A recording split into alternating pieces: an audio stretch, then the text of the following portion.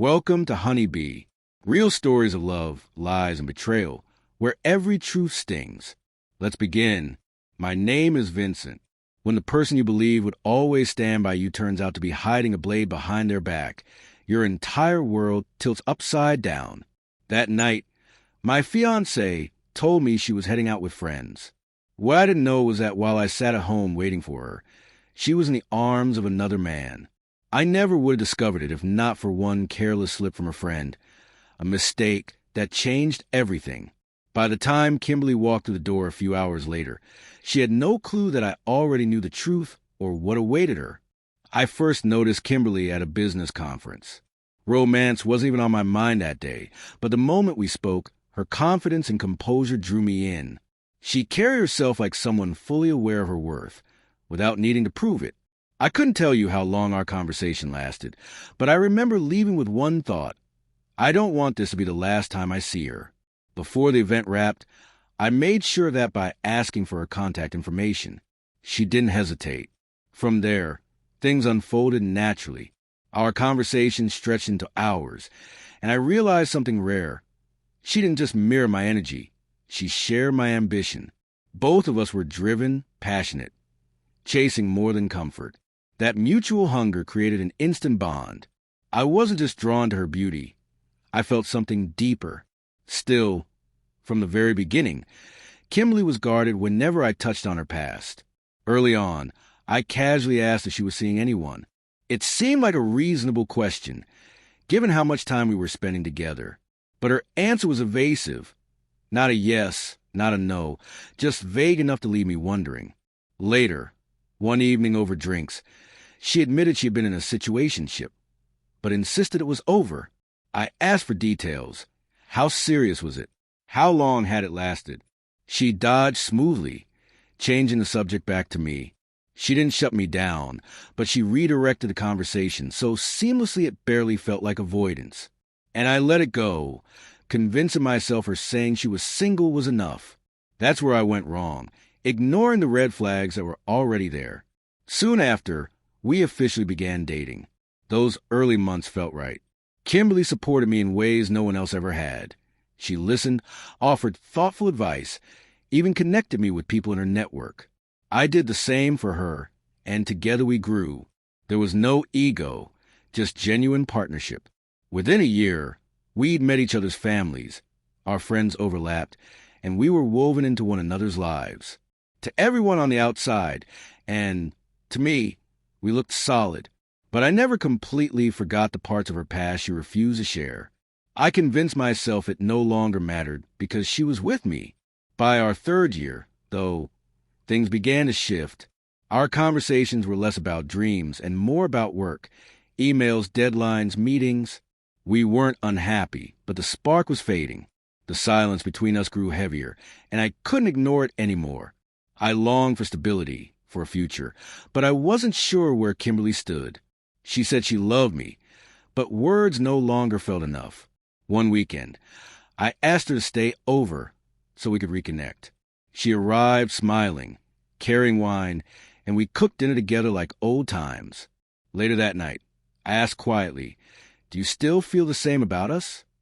She looked startled, then kissed my cheek and said, "Of course, baby. You're the best thing that ever happened to me." She used every nickname she once had for me, softening my doubts.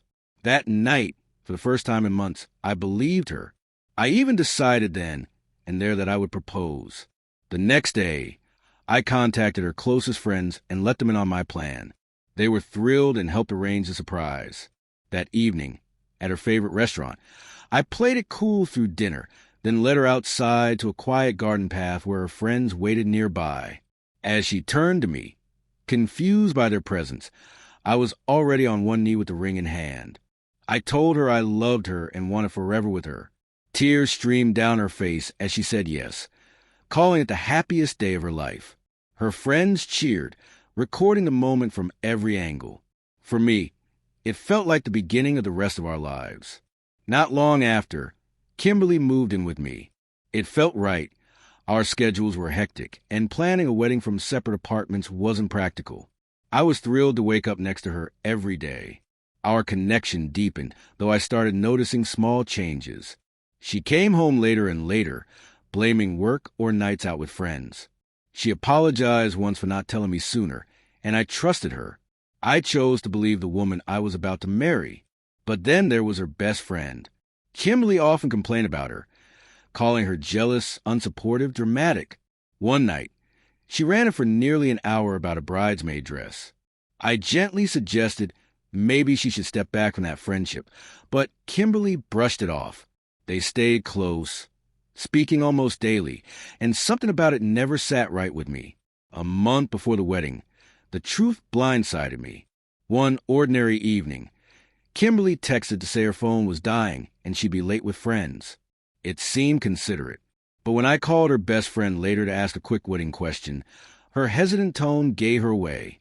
After a pause, she admitted Kimberly had left earlier with her ex. My chest tightened. Her ex? She went on to explain that Kimberly had been keeping in touch with him, sometimes even meeting him in secret. Then she said, "You deserve to know. I can't keep pretending." Moments later, she sent me a video. The footage was shaky, but clear enough. Kimberly laughing with a man I recognized instantly from a photo she had once shown me. Her ex. My stomach sank. It wasn't just a careless mistake. It was planned. Kimberly had even brought her friend along that night to cover for her if I called. When Kimberly finally came home, smiling as though everything was normal, I calmly asked where she'd been. She said she'd been with friends working on wedding details. When I pressed for names, her composure cracked. She grew defensive, accusing me of paranoia. I simply played the video. Watching her own betrayal on screen drained the color from her face. There were no excuses left. She broke down crying, trying to blame her friend, claiming jealousy was a motive, but she never once denied what I'd seen. I told her the wedding was off and asked her to leave. Through sobs, she begged, saying it was a mistake, claiming she just wanted closure. She said she loved me, but her actions had already spoken louder. I told her plainly, if you love someone, you don't sneak around with your ex. Closure doesn't happen in secrecy. She had no answer. She packed her things and left. The next morning, I began calling vendors and canceling everything. Each call stung, not because I regretted it, but because I realized how close I'd come to marrying someone who never respected me. My parents were shocked. My mother asked if I was okay. I told her I would be, not now, but eventually. Later that evening, Kimberly's friend called again, feigning concern. I cut her off. Don't ever contact me again. You and Kimberly are the same. I want nothing to do with either of you. Then I blocked her.